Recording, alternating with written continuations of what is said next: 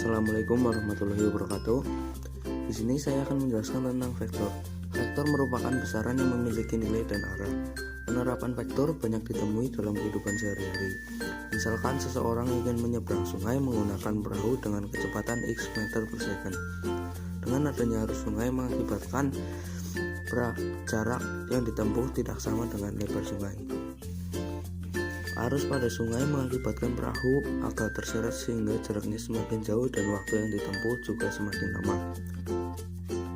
Contoh penerapan vektor. 1. Orang terjun payung. Di saat penerjun menjatuhkan diri dari pesawat, tempat ia jatuh tidak akan tepat di bawah kapal, tetapi jauh melenceng. Hal ini karena adanya dua faktor gaya, yaitu gaya gravitasi dan gaya dorong angin. 2. Perahu yang menyeberangi sungai. Ketika perahu menyeberangi sebuah sungai, maka kecepatan gerak perahu yang sebenarnya merupakan kecepatan gerak perahu dan kecepatan air. 3. Pemanah. Pada saat seorang pemanah menarik anak panah dari busurnya, maka arah gerak anak panah ditentukan dengan menjumlahkan vektor dari gaya tarik tali di kedua ujung busur tersebut. 4. Permainan layang-layang. Orang yang bermain layang-layang, maka arah layang-layang yang sedang terbang tidak lurus terhadap orang yang memegang tali layangan, sehingga pengaruh dari vektor dapat membantu orang tersebut dapat melihat layangan dengan lebih jelas. 5. Kapal selam. Pada kapal selam terdapat rongga sebagai tempat keluar masuknya air atau udara. Pada saat rongga tersebut berisi udara, maka air yang keluar sama dengan berat kapal. Dengan keadaan ini kapal selam dapat mengapung.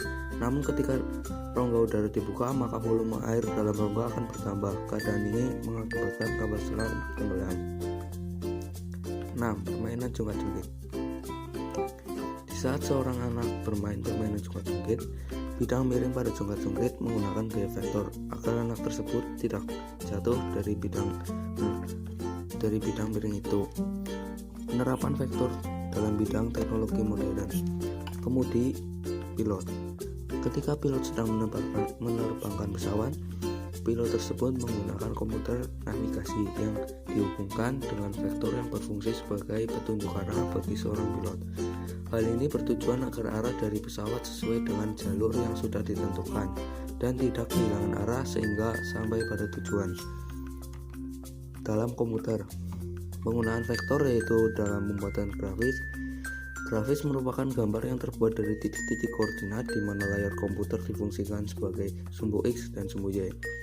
Grafik vektor merupakan gambar yang terbuat dari gabungan antara titik-titik dan garis dengan rumus matematika tertentu. Salah satu aplikasi software komputer yang menerapkan konsep dari vektor adalah CorelDRAW dan Adobe Illustrator. Aplikasi tersebut dapat digunakan untuk membuat gambar 3D.